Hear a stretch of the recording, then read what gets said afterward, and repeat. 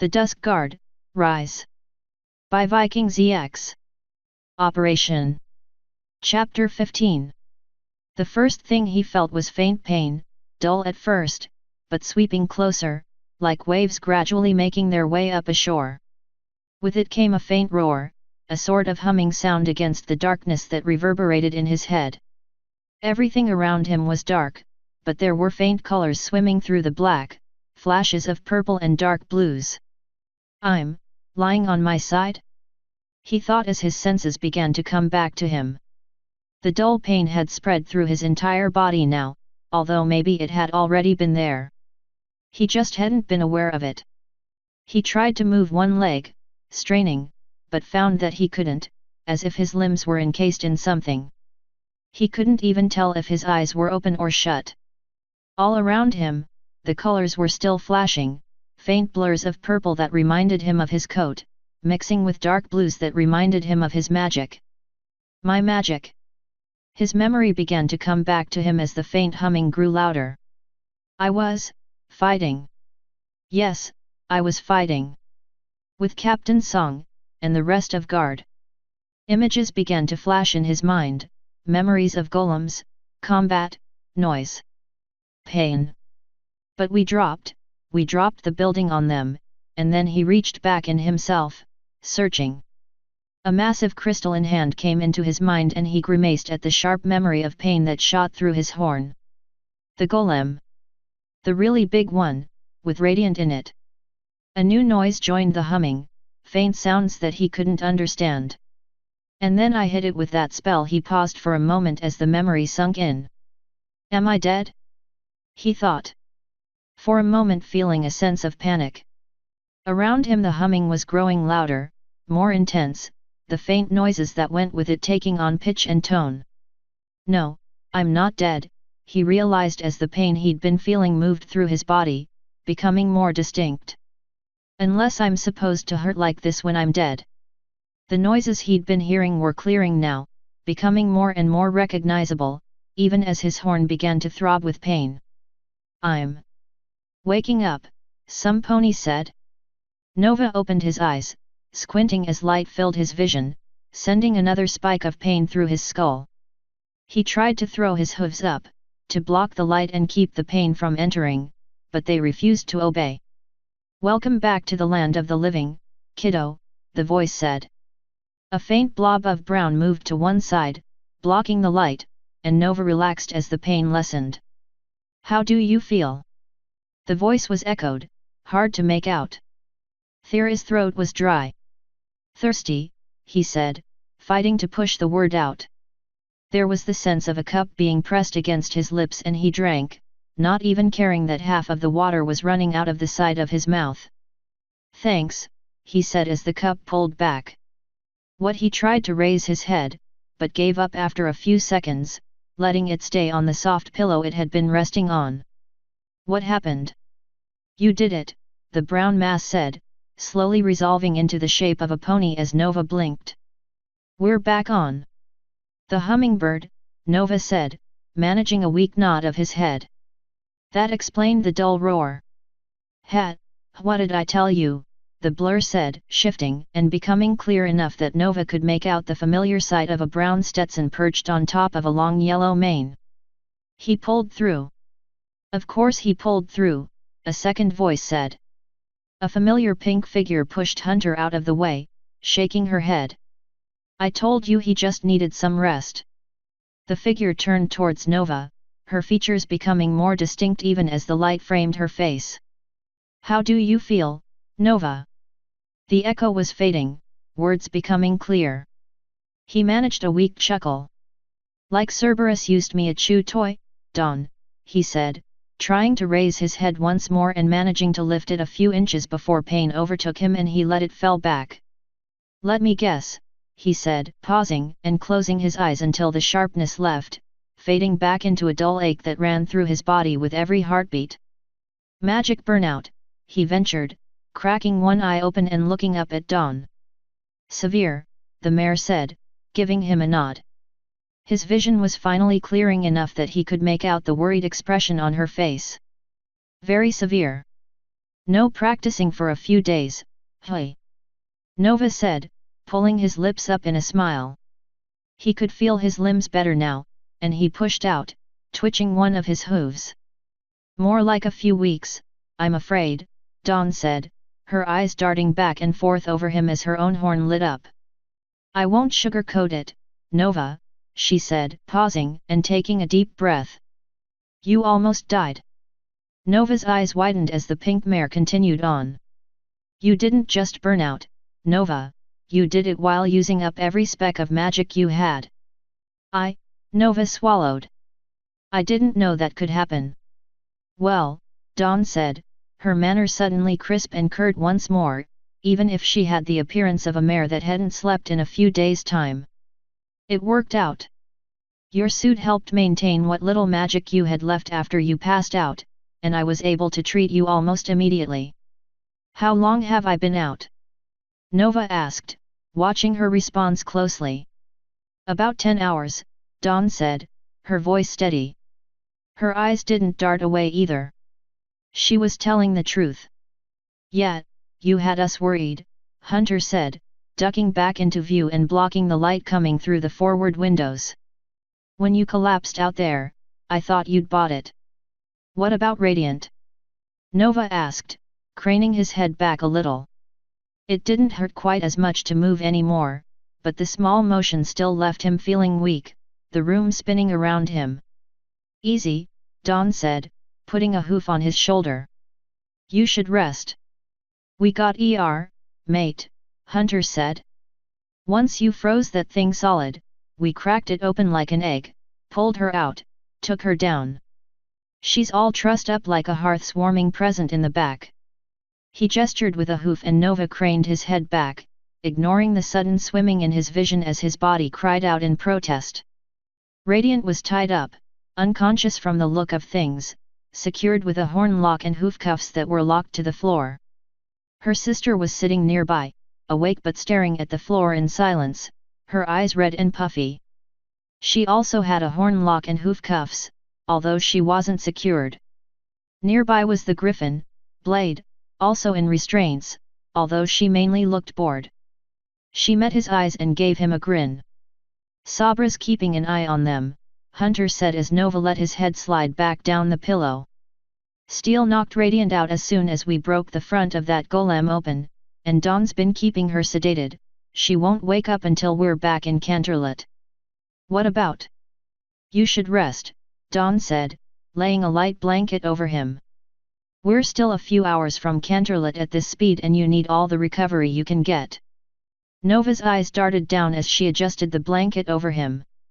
What happened to my armor? He asked, eyeing the faint black material of his suit. I removed it as soon as we got back to the airship, Dawn said. So I could do a proper examination of your injuries. She finished adjusting the blanket around him, and he relaxed, warmth already seeping into his body. The glow on her horn winked out, and he realized she'd just cast some sort of spell, something that was chasing the pain back.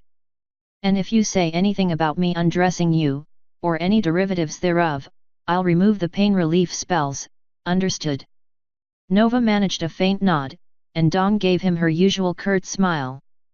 Excellent, she said, stepping away as his eyelids began to grow heavy. Now you just rest. The rest of her words were lost as he slid away from the world into a blissful peace. Asterisk asterisk asterisk.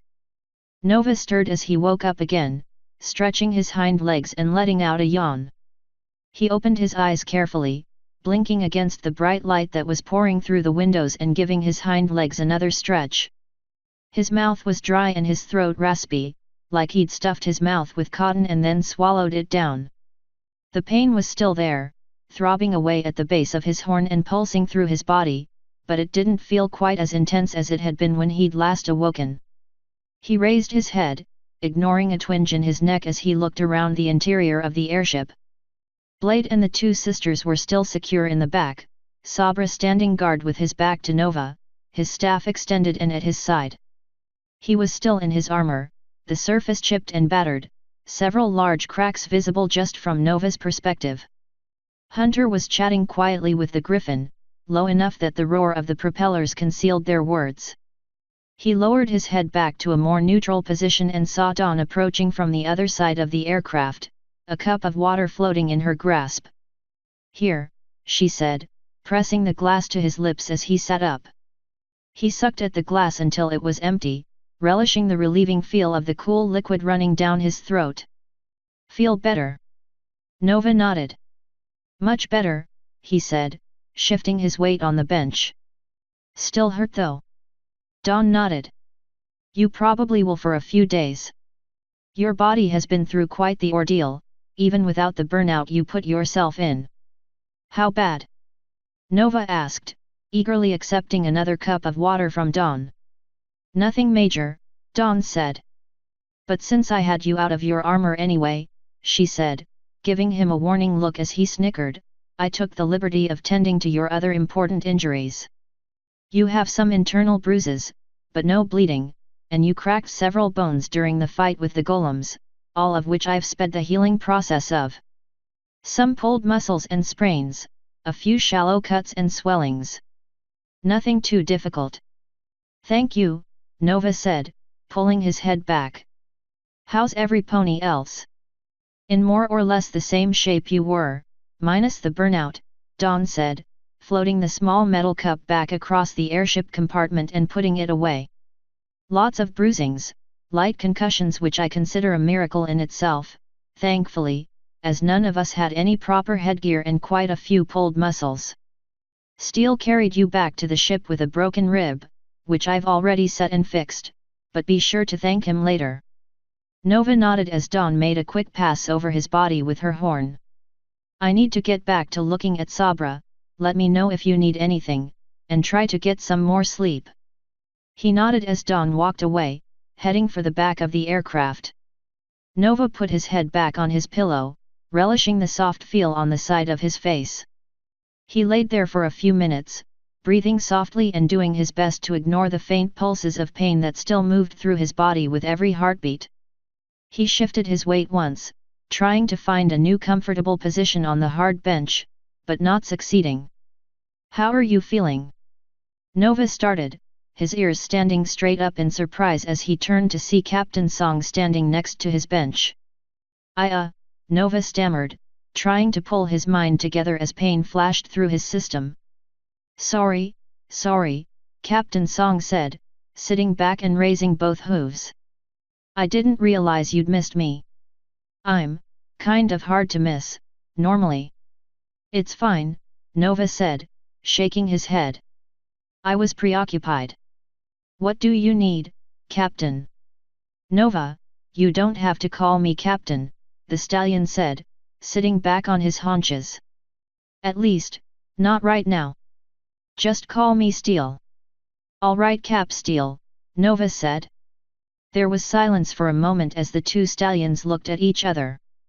"I heard you carried me back," Nova said after a bit. "Thanks." "Don't worry about it," Steele said, waving one hoof. "In fact, I wanted to thank you, Nova." "Me?" Nova said, raising an eyebrow as he stared at his captain. "Why thank me?" "For what you did last night," Steele said, letting out a heavy breath. "You were willing to stop that golem, even at the expense of your own life." "Well," Nova said, pulling his head back in surprise. "No, hear me out, Nova," Steele said, his voice soft. "When I was first given your file I had," he paused for a moment. "Reservations." Nova snorted. "I wonder why," he said, giving his eyes a small roll. "Yeah, exactly," Steele said, some of the gruffness coming back into his voice. "But I decided to trust the princess. After all, if she saw a reason for you to be on the team, then maybe there was one. And I never doubted your proficiency or skills, I'd read your file enough to know that you were highly skilled. But the stallion paused for a moment, rolling his hoof as if searching for the right word, a drive, a personality aspect that I wasn't sure you had, even if you had the skills. But last night," Steele said, his eyes locking with Nova's. "You proved that you have that drive, that will, that trait, to whatever it takes to protect those around you, no matter what you had to give up for it. Steel, Nova said, his voice quivering slightly. Steel shook his head. I thought about what you asked me, when we were running down to confront Radiant, about you just being a thief.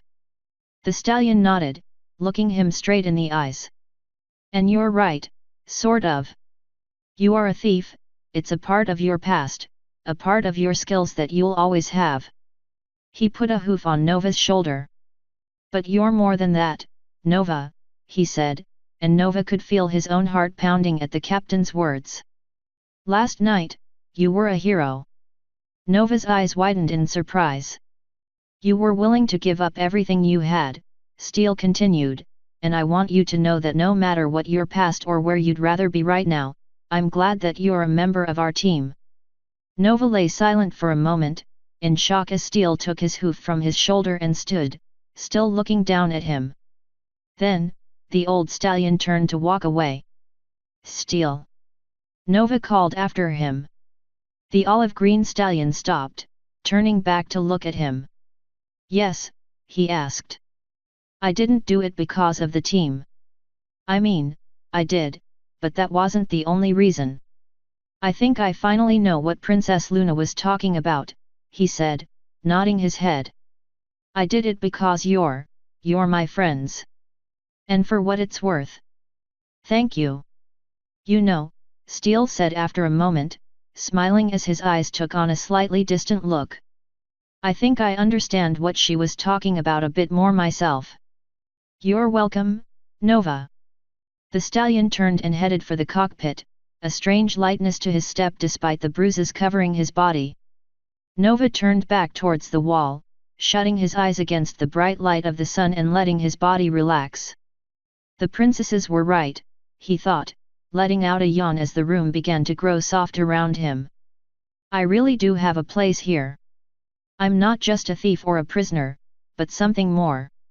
He opened his eyes again, taking in the few members of the team he could see, the last few steps of the captain as he passed into the cockpit, door sliding shut behind him. I am a Dusk guard, he thought, smiling as he closed his eyes. And I belong here. He stayed smiling, even as he slid into peaceful, restful sleep. Asterisk asterisk asterisk. Steel shifted his footing, looking up at the ornate doors that were the entrance to Princess Celestia's personal study. He'd shown up 15 minutes early, a report in his saddlebag and at the last minute deciding to wear the same dark green dress shirt he'd worn to the diplomatic dinner, complete with his captain's pips on the shoulders. All in all, he would have felt more comfortable in his armor, but given that his armor was currently being examined with growing horror by the armorsmiths who had expressed displeasure with what the team had done to their work in less than 2 days, that was not an option. One of the guards shifted and Steel perked up, waiting to be ushered in, but then the guard covered his mouth with a hoof, letting out a muffled cough, and Steel relaxed. One of his legs was aching again, and he shifted his hooves once more, trying to find a position for the partially healed leg that wouldn't itch or ache, but the only one he'd found so far had been sitting, which he couldn't do. At least, not until invited to. There was a gentle click and the doors to Celestia's study swung partially open. Steel's eyebrows raised in surprise as Golden Spike walked through the opening, his head low and expression contrite. What was he doing here? The princesses will see you now, Captain Song, one of the guards said, gesturing towards the open door with his spear. Golden Spike looked up at him, his eyes wide with surprise. Steel gave him a soft nod, heading for the study. Captain Song, Golden said as Steel moved past him. The stallion's normally proud voice was soft and plaintive.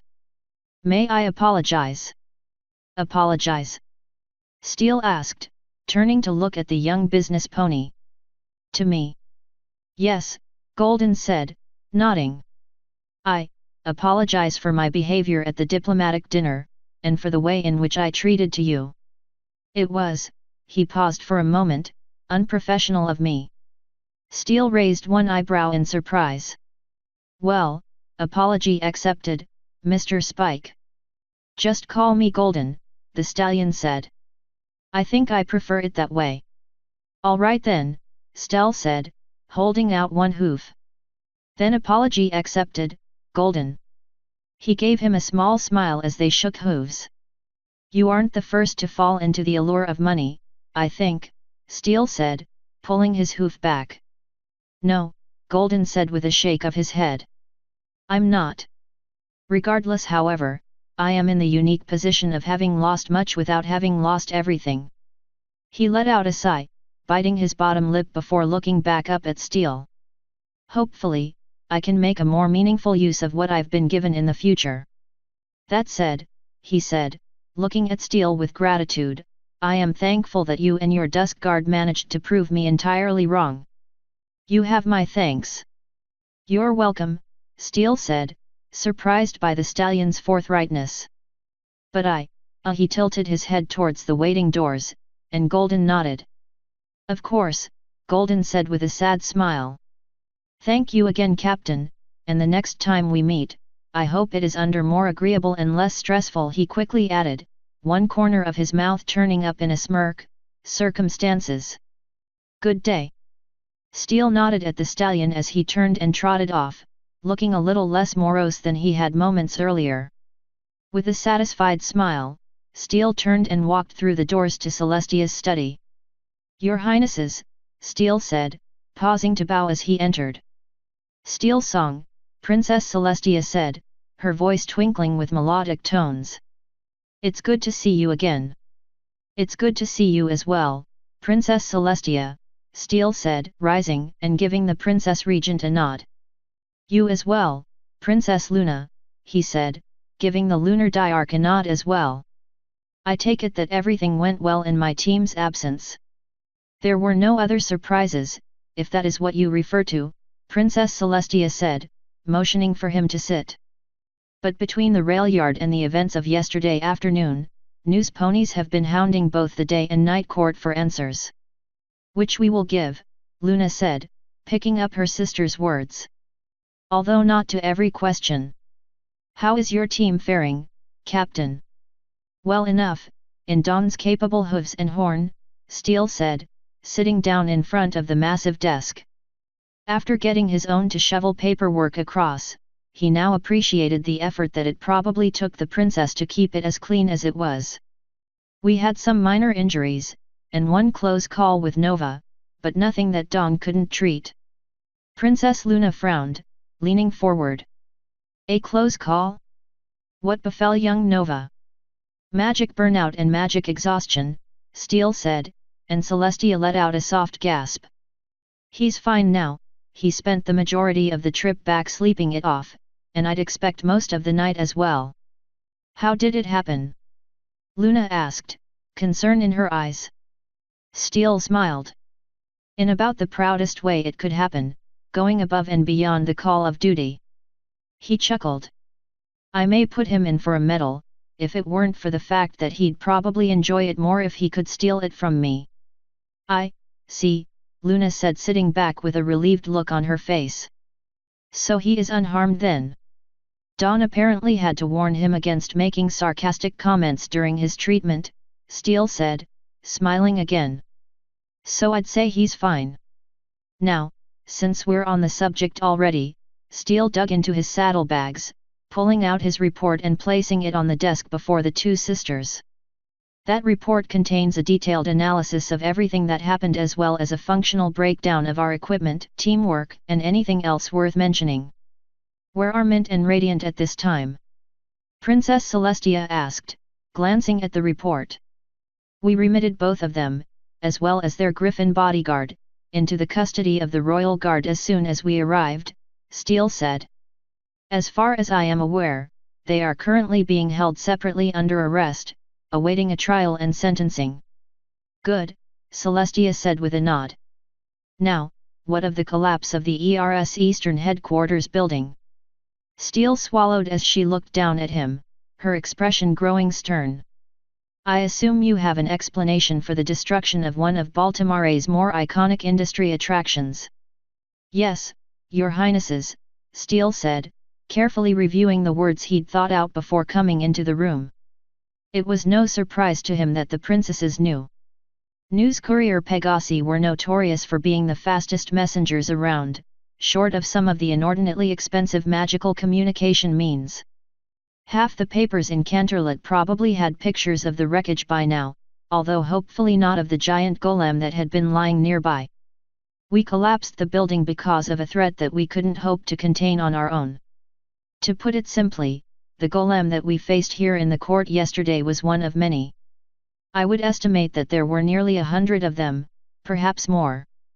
Celestia and Luna's eyes widened at his words, but neither of them spoke, and he continued on.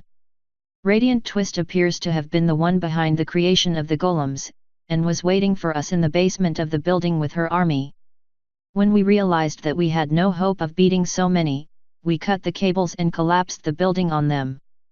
He held himself steady. Confidence in what his team had done was always key after an assignment. It was a calculated risk of the moment, and given the choice, in the same scenario, I would do the exact same thing. And were you sure that the building above you was unoccupied? Luna asked, leaning forward. What if there had been ponies in the building itself? As far as we knew then, and know now, the entire building was empty, Steele said. We captured Mint before heading below, and she informed us that everyone had been evacuated earlier in the day. Had there been ponies inside, however, the decision to collapse the building would have been a much different one. There was a pause as the two sisters looked at one another, exchanging glances and likely words that he couldn't hear. Steele sat, patiently waiting as the report floated forward, the two princesses flipping through it, occasionally pausing on a page to examine something more closely. Very well, Luna said, breaking the silence as she set the report down. Outside of a few questions, it seems that you have had a very successful first assignment. Thank you, Steele said, giving the princesses a respectful nod. Do you have any other questions? The golems that your team destroyed, Celestia began, are already being collected by the Baltimore Royal Guard, Steele said, giving another nod. Given the danger that they present, I instructed them to collect and store them, including the one that Radiant fought us in. He noted the raised eyebrows on both of the princesses, which is detailed in the report. In any case, the decision is up to you. And what would your advice be? Luna asked. Steele blinked in surprise. Me? He asked. What would my advice be? Princess Luna nodded, and Steele sat for a moment, thinking it over. I think, he said at last, that despite how useful these golems could be, for now they represent a clear danger in the wrong hooves. I would recommend that they be studied. Perhaps destroyed. But, he said, shaking his head, I'm not the right pony to be asking. The two sisters looked at one another again, and then Luna spoke. Very well then, Captain Song, she said, looking back at him with a smile. Do you have anything else you wish to add? Well, he said, giving them his best nervous grin, we may end up going a bit over budget getting our armor repaired now that we've been able to give it a good, solid test. Celestia put a hoof to her mouth, chuckling at something, probably his choice words. I think we can arrange that, Luna said, her smile growing wider. After all, your team did manage to uncover a conspiracy of colossal magnitude and prevent a damaging blow to our economy, even if you what's the phrase? Broke a few eggs in the process, she winked at him. We'll try to destroy fewer buildings in the future, Steele said, letting out a light laugh. And if we absolutely must, we'll try and pick the less expensive ones. What's done is done, Luna said, waving one hoof. Although if possible, in the future, please do. The look on her sister's face said that it would definitely be in their best interests as well. Steele's eyes darted to the large, colorful clock on the wall. It was almost 7:30. One more request, if I may, he asked. The princess glanced at one another and then Celestia smiled, nodding. One member of our team, Sabra, would very much like to speak with both of you at some time with regards to question he has. Celestia smiled again. Something significant, I gather. Steele nodded. It's the question he must answer before he is allowed to return to the monastery. As much as I'd like to keep him around as long as possible, he's already done a lot for this team. If you'd be willing, I know he'd like to ask you both. They smiled. Of course he may, Celestia said, a quill floating up in her grip and making a note somewhere on her desk. He may ask me as well, Luna said. Although I cannot say my answer may be what he is looking for. All I ask is that you try, Steele said. Even if he ends up leaving your service after this, he's done more than enough to earn it. Very well then, Captain Song, Luna said. We will do what we can to satisfy his curiosity. Thank you, Steele said, offering a bow of thanks. Will that be all, your highnesses? Both princesses nodded. Yes, Princess Celestia said, still giving him that warm smile. You are dismissed. And again, congratulations on your first successful operation. Thank you, Princess, Steele said, offering another bow before turning and walking out of the room. Captain! A voice called after him. He paused, turning to see Princess Luna looking at the last page of the report. What is this? She asked, flipping the report around. There was a symbol on the page, 2 crescents, one large and a golden orange, the other smaller, nestled inside the first, and a shade of gleaming silver white. Oh, of course, Steele said, smiling. You wanted us to come up with a symbol for the Dusk Guard, something recognizable. That's what I came up with. He nodded toward the paper. Most interesting, Princess Celestia remarked. It looks very similar to our royal seals, and, she gave him a knowing look, it appears almost identical to the cutie mark so prominently displayed by one of your team members. Really? Steele said, giving them a look of exaggerated thoughtfulness. I hadn't noticed. In any case, I hope it meets your approval, he nodded, turning back to the door. Because it sure meets mine. The door shut behind him with a faint click, and Steele smiled as he moved down the hall. Asterisk asterisk asterisk. Whew! Steele exclaimed, raising his hoof to knock on the door just as the distant clock tower bells began to ring out. We just barely made it. Bah, his companion said in a gruff voice as Steele brought his hoof down on the door with a series of sharp raps. We could have been here 10 minutes ago if we had flown. Steele let out a chuckle as the familiar sound of hooves racing down the front hallway met his ears. Thanks, but no thanks, old friend. I've had enough flying adventures for today. To think, came the response as several sets of hooves crashed into the door with faint thumps, earning what sounded suspiciously like a disapproving warning from further inside the house. The day has finally come when the great Steel Song has had enough adventure. A feathered head shook. To think that I would live to see this shameful time. Steele chuckled again as the door latch quivered, vibrating under the impacts of if he guessed correctly 2 different sets of competing hooves. You old featherbrain, he said, shaking his head. There's a lot of adventures out there. I'm just done with the flying ones for a day or 2. The door swung open, 2 young ponies spilling out of it across the threshold in their rush to open the door. Uncle Steele! Uncle Steele, they both yelled, pulling themselves up from the ground and rushing into him, each wrapping his front legs in a hug. Hey kids! Steele said, bending down towards Jammer and Sparkle and wrapping his legs around them in return. How are you? We're doing great. And I'm really hungry. Jammer said, hopping back. That's why hey, who's that? He asked, apparently noticing the figure standing to one side of Steele for the first time. Sparkle looked up and gave a little gasp, sliding behind one of Steele's legs. Who's that? Jammer's eyes went wide as the gruff voice boomed out. You mean after years of him telling you stories about me, he said, gesturing at Steele with one talon, you don't recognize Blade Master Prime Tail. Jammer's jaw dropped, his eyes growing so large Steele began to wonder if it was physically possible. I can't believe this, Steele. Prime Tail said, rolling his eyes as he turned towards Steele. All these years of tales, and they don't recognize me. He gave his head a sad shake, winking at Steele with one eye as he did so. Maybe they just never thought I was an important part of the stories. Perhaps I should go. The old griffin gave an exaggerated sigh, turning as if to move away. No. Jammer said, bolting forward and grabbing onto Primetail's tail with his teeth, trying to hold the massive griffin back.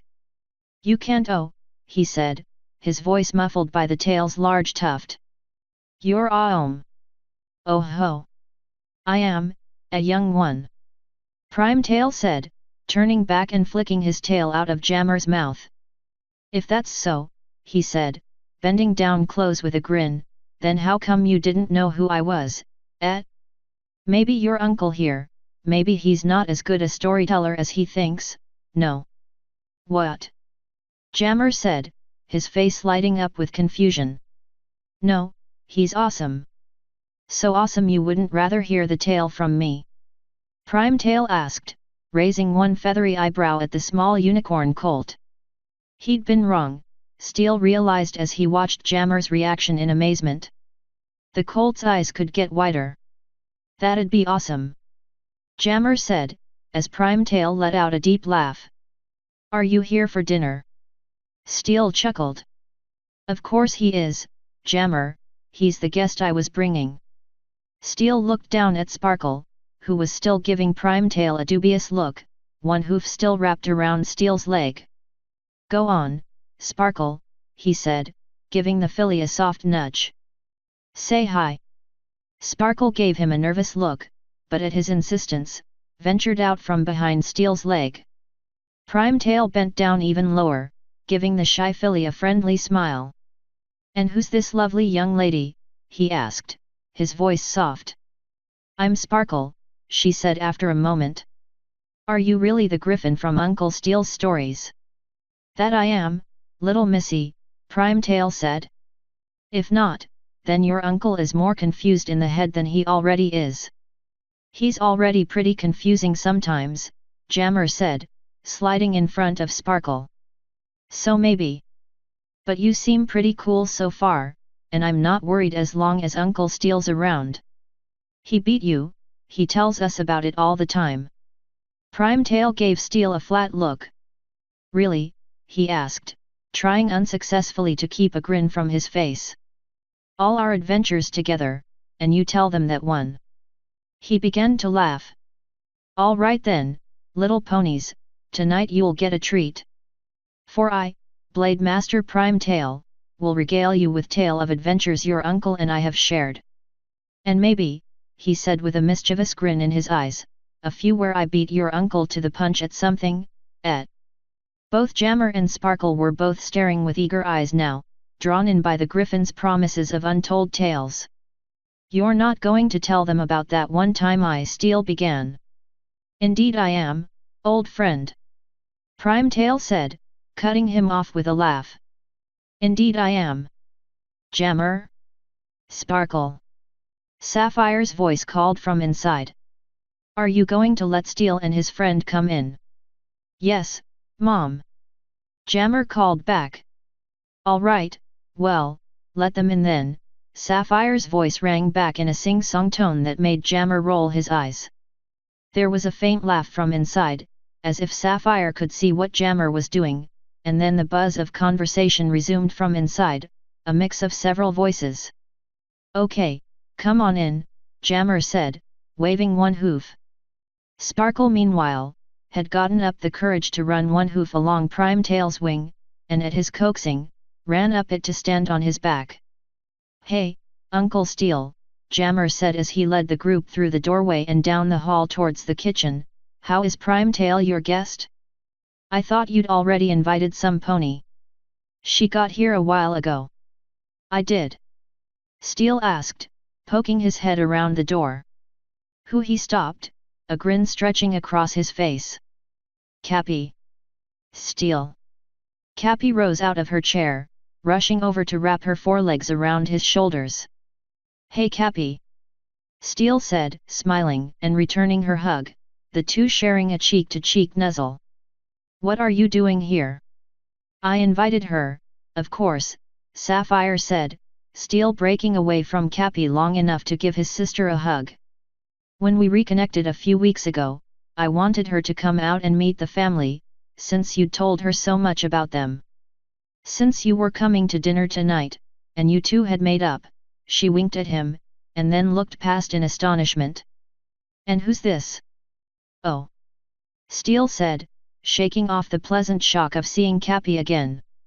Cappy, Sapphire, click, he said, stepping aside and extending his hoof. This is Blade Master Prime Tail, an old friend from my days in the Griffin Empire. Charmed, Prime Tail said, giving the trio of ponies a brief bow before shaking their hooves.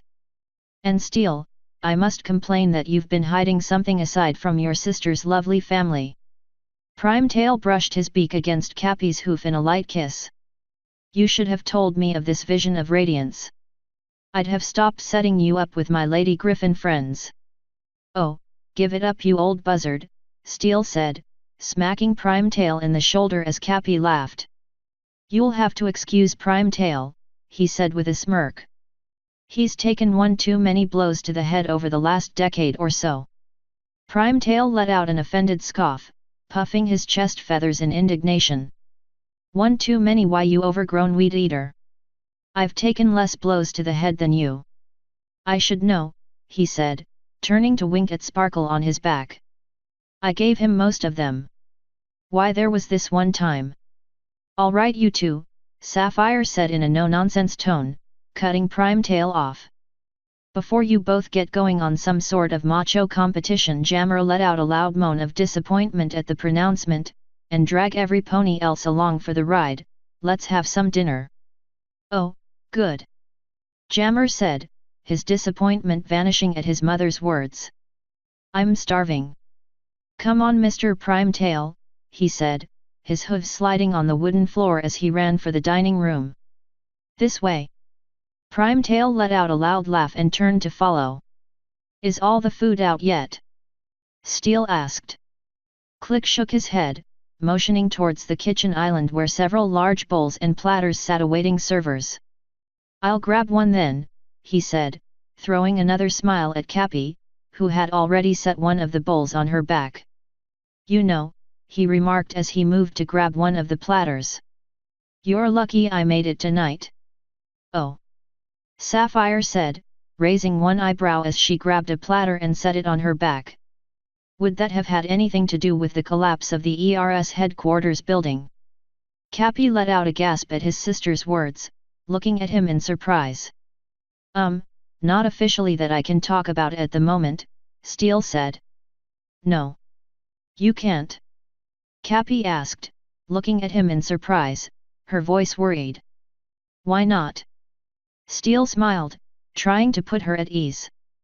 Because the reports haven't been finalized. He put a foreleg around her shoulders. Don't worry about it, I'll be able to tell you all about it later. He let out a casual laugh, and Cappy relaxed a little, although he had a feeling she wasn't entirely convinced. He stepped in, giving her a quick nuzzle, and her worried gaze vanished as they rubbed cheeks. Ew! Uncle Steel! Jammer called from the doorway. You're supposed to be bringing us dinner. Not nuzzling your mare friend. Yuck! Steel turned just in time to see Jammer make a fake retch, his tongue extended, before bolting away giggling. All right, Cappy said, covering her mouth with one hoof to hide her smile. Maybe we'd best get in there and stop holding things up for every pony else. Hey, it doesn't bother me, Sapphire said, setting a salad on her back and grabbing several dressing bowls in her magic. The nuzzling, I mean, not the not eating. Steel rolled his eyes as his sister trotted out of the room with Click.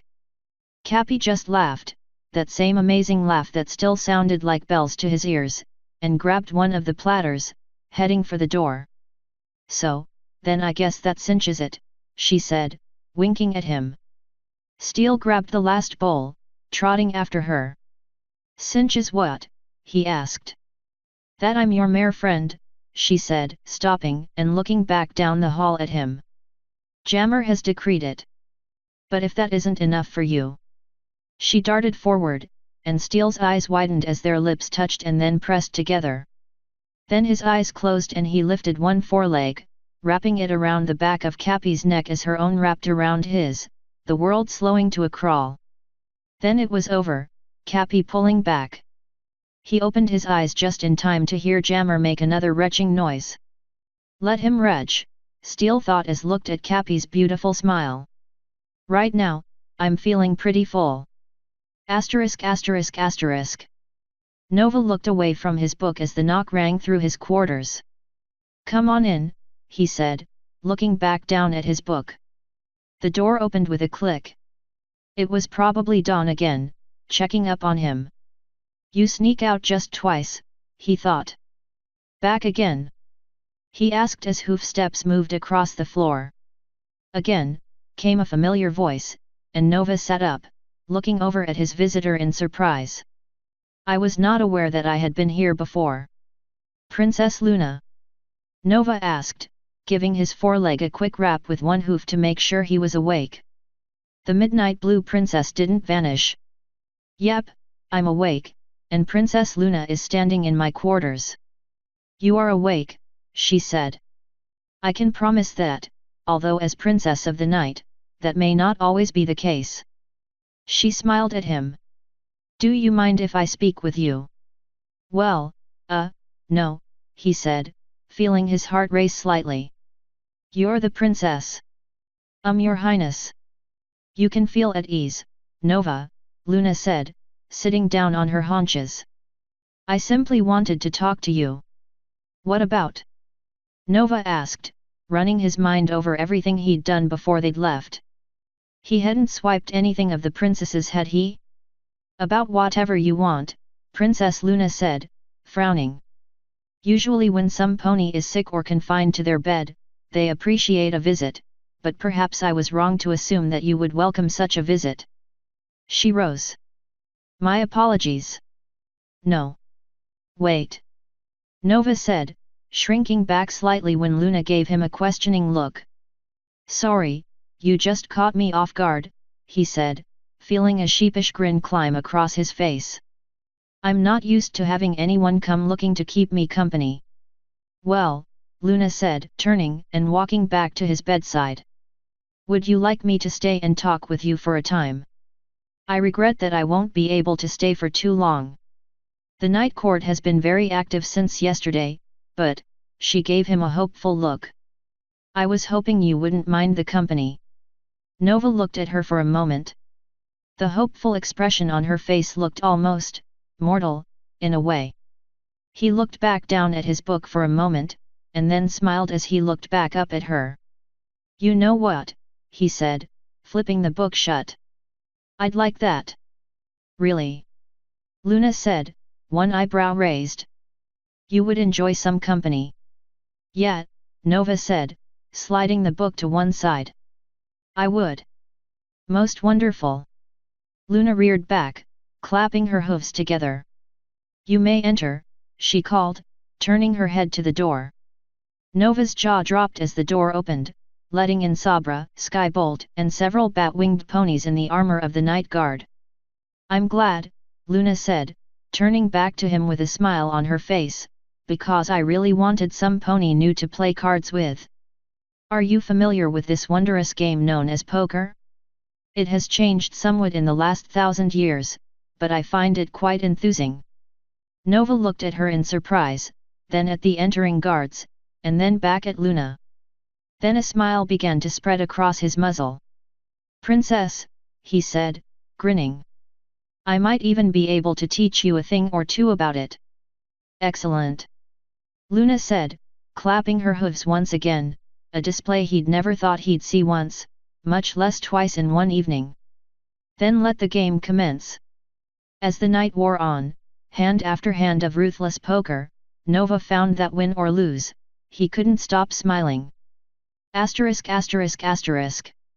The study doors shut behind Sabra with a faint click as he left, a closing statement on what had been a most interesting hour. He paused for a moment, looking back and thinking over everything he'd just been told. An hour with both of the princesses, each of them applying generations' worth of knowledge towards his single, simple question. He resumed moving again, his mind buzzing with thought, an unusual feel compared to his normally calm, collected state. He needed to think things over, needed to contemplate, needed to meditate. He could feel his heart racing as he walked out of the palace, a feeling that unnerved him. Something felt off, but he couldn't quite put his hoof on it. It wasn't that he'd lost 57 bits the night before between Princess Luna and Nova, both of whom appeared quite adept at the game they'd all played, especially if one did not specify that it was considered cheating to sneak cards into one's hand. And it wasn't that Steele had cancelled workouts for the morning, giving the team a free day to use as they wished. It was something else. It was his thoughts. It had to be something about the discussion he'd just concluded with the princesses. Something about it had left him feeling, what? Unsettled? Uneasy? That was the word that best described how he felt. Kyujituka. Uneasy. But why? He slowed as he reached the entrance to the guards' training grounds. Something about the princesses' answers bothered him. He didn't feel as if they'd been dishonest. In fact, he'd found their words full of viewpoints he'd not considered. Worse, he felt that had he spoken with them just a few weeks earlier he would have declared their wisdom the answer to his question, and left for home immediately. So why couldn't he do that now? The moment the thought entered his head, he felt ill at ease, as if some part of him wanted to stay, to continue on as one of the Dusk Guard. But why, when he had his answer? He had it. Didn't he? He looked out over the field, running their words over and over in his mind. Something about it felt incomplete, although he couldn't pin his hoof on what. Their knowledge had been impressive, and yet something about it had felt hollow. As if to him, they were only words. He shook his head slowly. What was it about this that was so hard? To realize you do not understand is a virtue, Sabra thought, running the words of one of the great sages through his mind.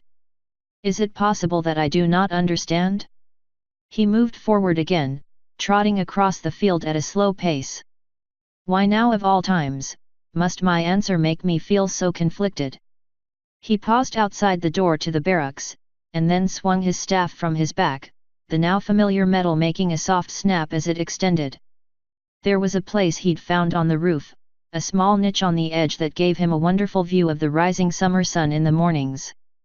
He ran at the wall, hooves pushing against small cracks and seams, using his staff to push himself even higher until he'd reached the roof itself. He flipped himself up onto the corner, balancing on the end of his staff, his mind racing.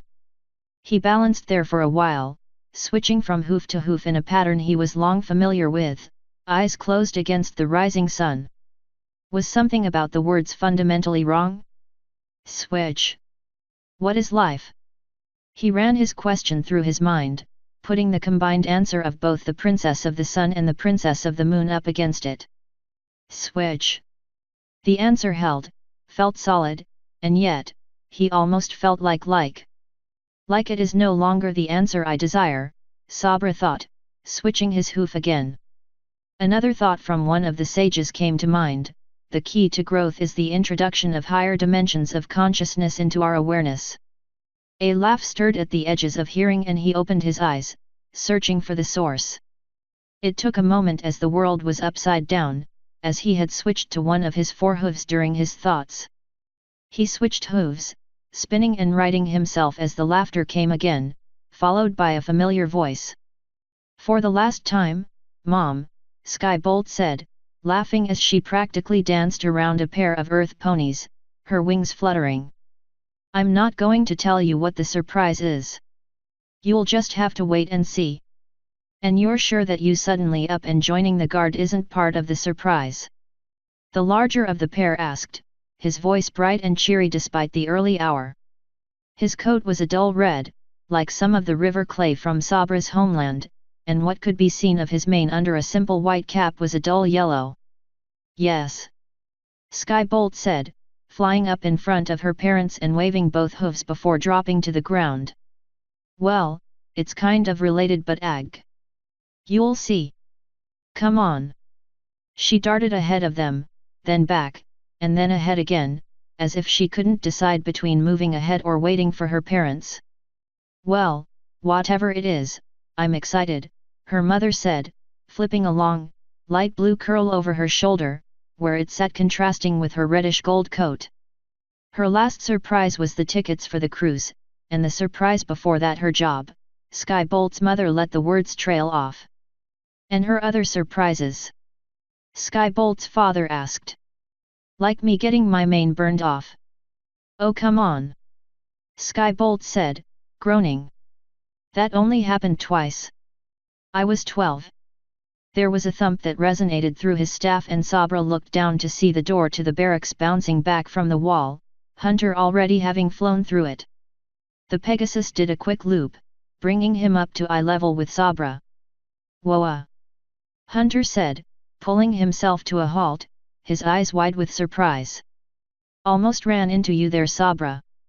Sorry about that, I need to watch where I fly. The brown-coated Pegasus had a large pair of saddlebags thrown over his sides, and his Stetson was perched on his head like always. Hakuna Matata, Sabra said, waving one hoof.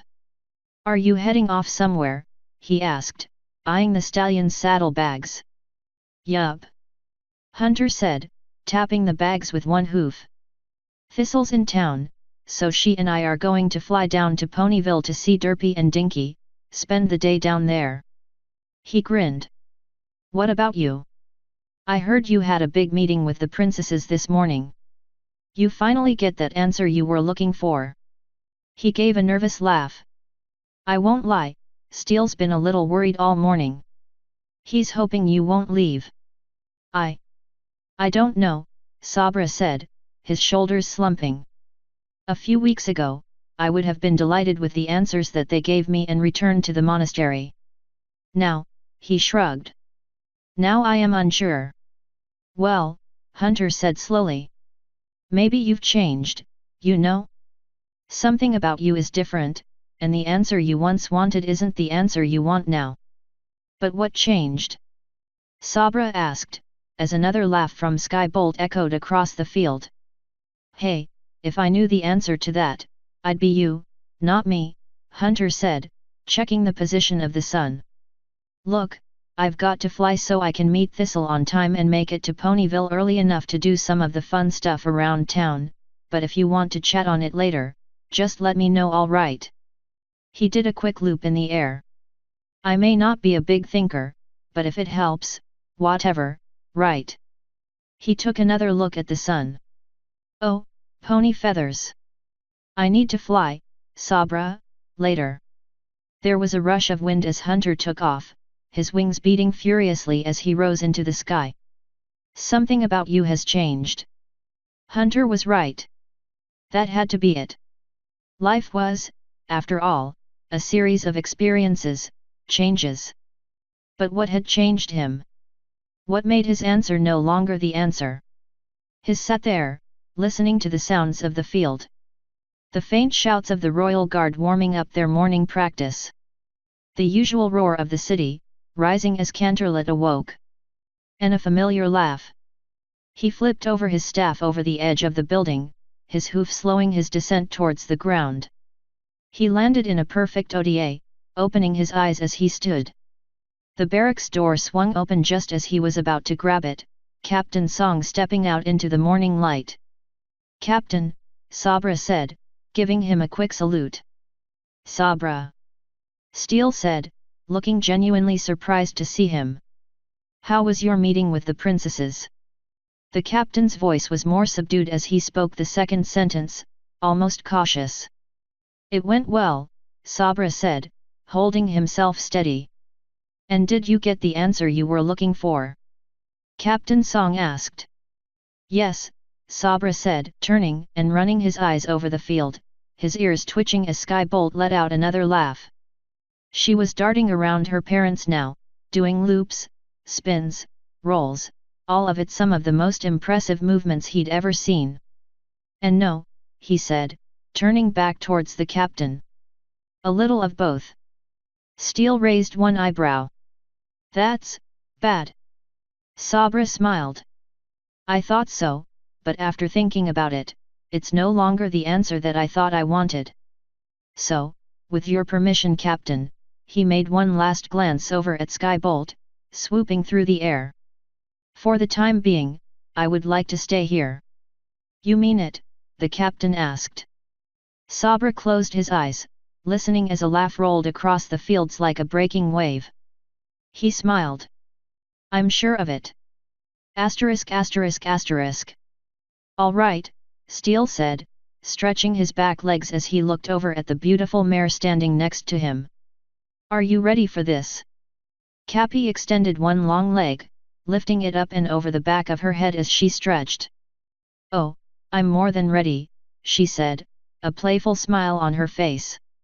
They were standing at the edge of Canterlet, a long rocky dirt path in front of them that swung back and forth with the curve of the mountain, rising and falling until it vanished around the far side. The real question is if you are ready to be outdone by little old me. Steele laughed, Cappy joining in as they sat there getting ready for their long-promised run together. I've got to say, Cappy said, letting out a small grunt as she stretched her body low to the ground. You weren't kidding about Jammer and Sparkle, those two really are a hoofful. Yeah, Steele said with a laugh. They sure had Primetail eating out of their hooves though. They'd have stayed up all night listening to him if their mother hadn't kicked us all out. Primetail always was a doozy of a storyteller. And they were all true, weren't they? Cappy asked, pulling herself back up and trotting in place, a wide smile across her face. Well, pretty mew. Were all what true? Nova asked. Cappy let out a yelp, jumping into the air as Steele spun around, coming face to face with the young unicorn, who was sitting on a nearby boulder. A boulder that had been devoid of any deep purple unicorns only moments earlier. Nova, Steele said, his voice a low growl, what are you doing here? Listening, Nova said, giving the pair a nonchalant grin. When you ran off with a never-before-seen smile on your muzzle, I had to see what the big deal was. Well, now you know, Steele said in a dry tone. I'm going running with Cappy. The Canter Mountain Marathon Wilderness Trail. This is Nova, hey. He heard Cappy say behind him. Your description definitely pegged him. Ooh, did it? Nova said, looking intrigued. What did he say? Something about you being the most honorable and yet sarcastic thief he'd ever met, Cappy said, chuckling. I don't think he was far off. Nova's jaw dropped. Sarcastic? Honorable? Thief? He shook his head. Captain, we've been over this before. How many times do I have to tell you? It's sarcastic, then cynical, and dashingly handsome. And I'm starting to prefer the term rogue. It sounds a bit more exciting. Cappy started to laugh as the purple unicorn struck a pose. All right, Nova, Steele said, raising a hoof. What do you need? Easy, Nova said, dropping himself back onto the boulder. I'm bored and I can't use magic. Mind if I tag along? Aren't you supposed to be on bed rest right now? Steele asked, narrowing his eyes. Nova shrugged. A full 24 hours of lying around is more than enough for magic exhaustion.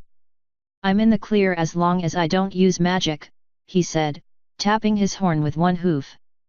Dr. Don's orders. I thought you hated running. We've been doing it for weeks, Nova said. It's grown on me a bit. I even brought my own water. He tapped a pair of saddlebags on his back. Well, unless you two old ponies are just worried I'll kick your flanks. All right, that's it, he's coming. Cappy said, her eyes narrowing even as grin spread across her face. Are you going to let a challenge like that go unanswered? She asked as she tossed her saddlebags on her back. Steele looked over at her and smiled, grabbing his own saddlebags. No, I don't think I can, he said, giving her his own grin. See you in Canterville, Nova. He said, throwing himself forward down the trail, kicking up a cloud of dust behind him. Cappy laughed as darted forward, galloping alongside him with long strides. There was a muffled cry of protest from behind them, followed by the sound of Nova's hooves hitting the trail in hot pursuit. Steel smiled as the wind whipped through his mane, relishing the feel of the earth beneath his hooves, his breath rushing in and out of his chest. He let out a surprised laugh as Nova leapt past them overhead, using one higher ground and leaping from boulder to boulder. Cappy grinned at him, and they increased their pace, closing the gap between both themselves and the young unicorn bounding ahead of them. Together, the three ponies ran off into the early morning sunlight, smiling as the sun shone down on them.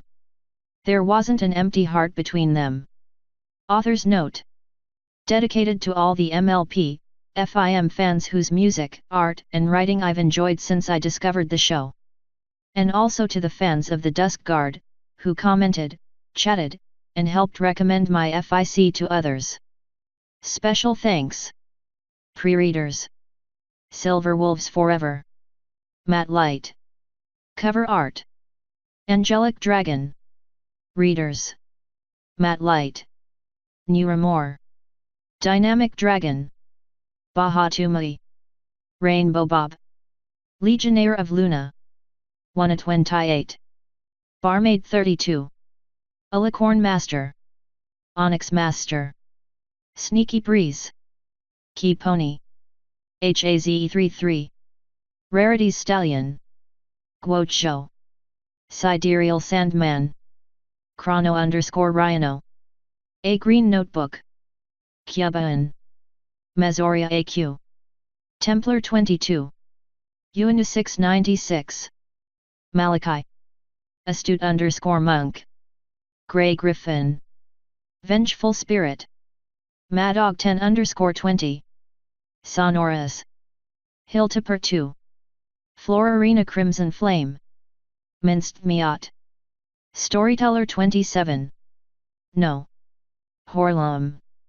Eternal Wanderer. Warland 29. Adorned Ungulate. Zero588. Hawthorn Bunny. Kftsay. Sagebrush. Dwabut. Luna Epona. Glacius. Liam's Shadow. Rabenstein. Captain Ariman. Zgamer 82. Nogos. 10_Watt. My own TS. Divafly. LE Batman. Shemer. Berry Punch. The Phantom Idiot. Esau. PPS. Parchment_Scroll. Sinister Voice. Imindus. Amateur.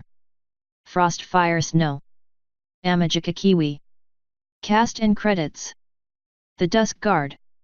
Captain Steel Song dedicated captain of Equestria's newest guard division. First Lieutenant Hunter relaxed and easygoing but incredibly skilled tracker. Sergeant Major Dawn Triage one of the most capable doctors of her generation. Specialist Skybolt brilliant, young engineer with a knack for invention. Specialist Sabra quiet and thoughtful philosopher highly skilled in his native martial arts. Specialist Nova Beam once thief turned somewhat roguish guard. The ruling diarchy.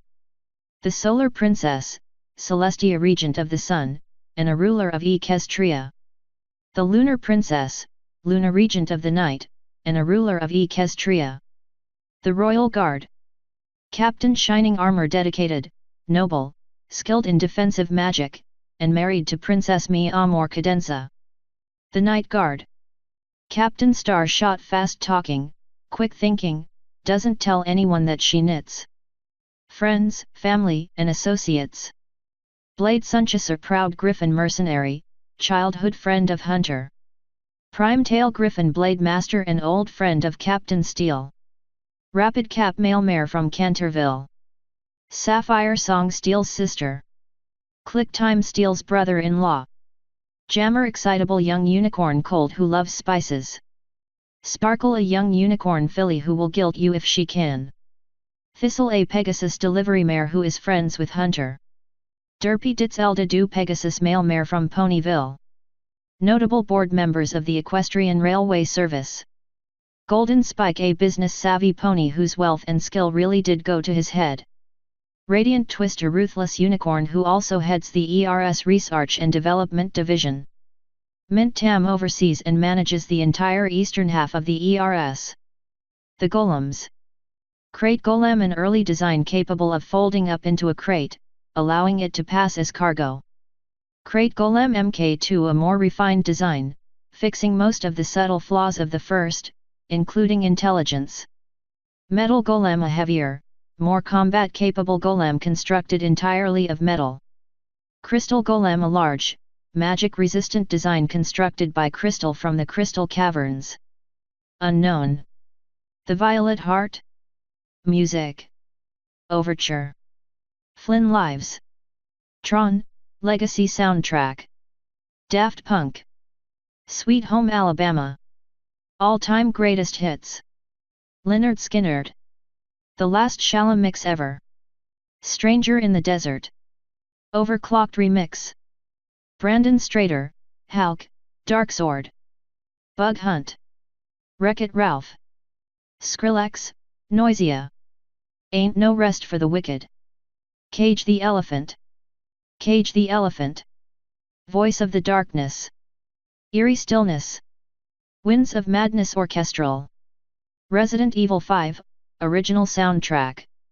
Kota Suzuki. Endless Possibilities. Planetary Pieces. Jarrett Reddick. Again, a special thanks to everyone who read, enjoyed, and loved the Dusk Guard. It's been a long and crazy ride, but I loved every minute of it. Thanks for reading. Thanks for being part of this. And lastly, thanks for loving the characters that I put so much heart and soul into. My Little Pony, Friendship is Magic is owned and licensed by Hasbro Entertainment. Neither the Dusk Guard, Rise nor its writer are affiliated with Hasbro in any way, nor does it lay any claim to the original characters or setting pioneered by Hasbro Entertainment. The characters created herein that are original to this fiction are hereby acknowledged as awesome, and totally the byproduct of some amazing thoughts. No part of this work is for profit, and it cannot be resold, as it is a straight fan work for the entertainment of those who peruse it. The Dusk Guard will return. End author's note.